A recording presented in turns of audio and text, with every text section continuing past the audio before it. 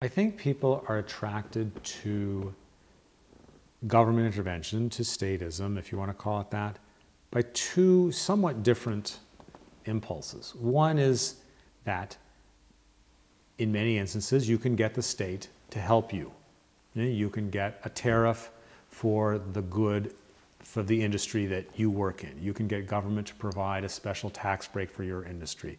You can get government to lower consumption taxes on people in your income range, and so on and so forth. So certainly, okay, lots of government exists because people are trying to manipulate the government to make it beneficial to themselves. Okay? I think a different problem is people would like the world to be nice. People would like the world to be better. I think they also have a lot of very good instincts, a lot of nice instincts, a lot of perfectly respectable, beneficial instincts. They don't like the idea that the best we can do might be, in some situations, not that great. They don't like the idea that our choices might be between policy one, which has allows a lot of bad things to happen, and policy two, which allows even more bad things to happen and is really costly to operate. They would like to believe that there's a policy three, which doesn't cost very much to operate and makes all the bad problems go away. So people like the idea that drug prohibition will get rid of drug abuse. That's what they would like to happen. They don't want to accept that, no, if we legalize drugs, if we prohibit drugs, we're still going to have a lot of that drug abuse, and we're going to imposing a lot of costs in terms of extra crime, corruption, etc. So I think it's the desire to make the world a better place, which is fine in and of itself, that leads to this unwillingness to accept the view from libertarians and economists that sometimes as good as the best we can do isn't that great, but it's better than the alternatives. People don't like those choices. They want there to be another choice. I cannot stop and I will take this discussion further. Hayek argued that intellectuals tend to have socialistic tastes. Do you think intellectuals have a left liberal bias? Was Hayek right?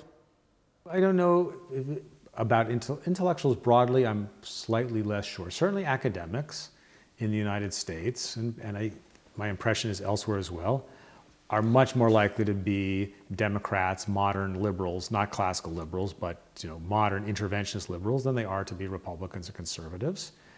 Why is that? I think the short answer is I don't know.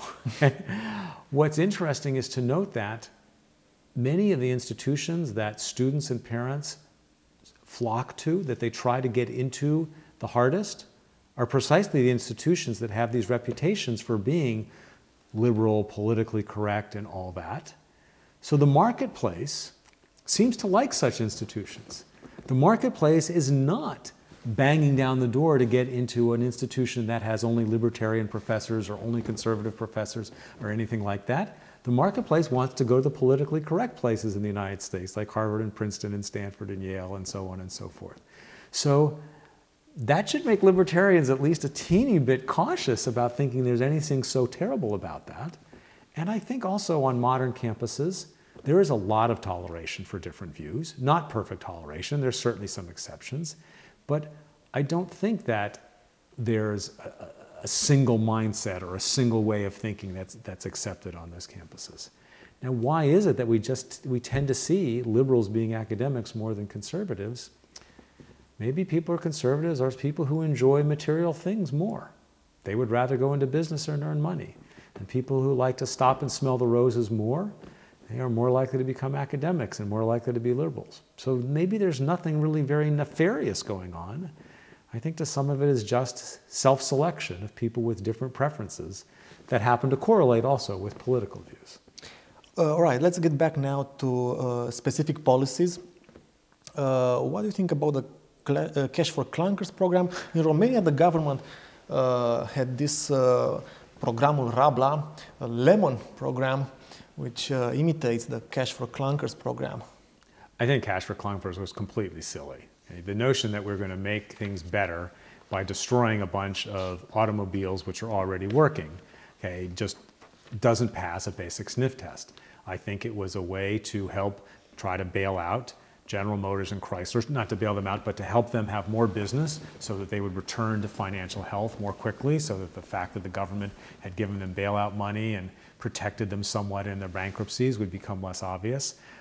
It was partially just a desire to do something. I think the evidence was very clear that any effects of cash for clunkers was very much a reallocation of purchases in the short term. It shifted some purchases from the period before cash for clunkers and after cash for clunkers to the period when cash for clunkers applied, had very little impact on the overall number of auto sales. And even if it had increased the number of auto sales, it meant it was taking money away from some other part of the economy. So the whole theory was imperfect at best, and in practice doesn't seem to have done much at all. I will read a fragment to you, and I'm curious what you think about it, if you agree or don't. We must comprehend that it is impossible to improve the economic conditions of the underdeveloped nations by grants in aid. If we send them foodstuffs to fight famines, we merely relieve their governments from the necessity of abandoning their disastrous agricultural policies. So I think that statement is probably right. I think the evidence that's been produced by economists, or Bill Easterly at NYU is sort of a famous example, that it's very, very hard to see beneficial effects of the foreign aid that we grant. That large fraction of it seems to get diverted into the coffers of rich dictators, or it sends the wrong signals to the marketplace in those countries, such as the example on food production that you just cited, or some of it just gets wasted and so on. So it doesn't seem that those policies are effective, even though they appear compassionate. It seems that we would be much better off, giving those countries a strong signal to reform their big government, to get government out of the way of private entrepreneurial activity, probably most importantly, to allow much more foreign direct investment, to create an atmosphere in which foreign companies with capital would flow into those countries, offer higher wages, help bid up the price of labor, and therefore gradually lead to a more mature, a more saving-oriented economy. The unconditional grants don't seem to work very well. The fragment is a quote from Ludwig von Mises. I will have. I was completely sure that you will agree with me. Last night I was trying to read comparatively your book and the various of Mises' books, and found many similarities concerning, for example, foreign aid, drugs, arts and culture. I have a last question on economics, but in continuing our discussion about foreign aid, after 20 years of transition and market economy, many Romanians still believe that the key to development lies in the support received from the state, just maybe not from the Romanian state. For instance, the policymakers and Romanians believe that economic growth could be accelerated or depends entirely on attracting European funds. It's hard to convince someone that European funds aren't really a windfall, that there is no such a thing as a free lunch, as Milton Friedman said. On the other hand, they're associated with horrible bureaucracy. Of course, they mean a public investment with all the waste and expenditure overstatement, as you know. What do you think about this issue?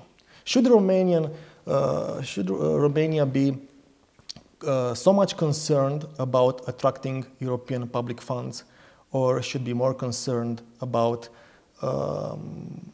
saving, accumulating capital, and invest this capital through domestic private market?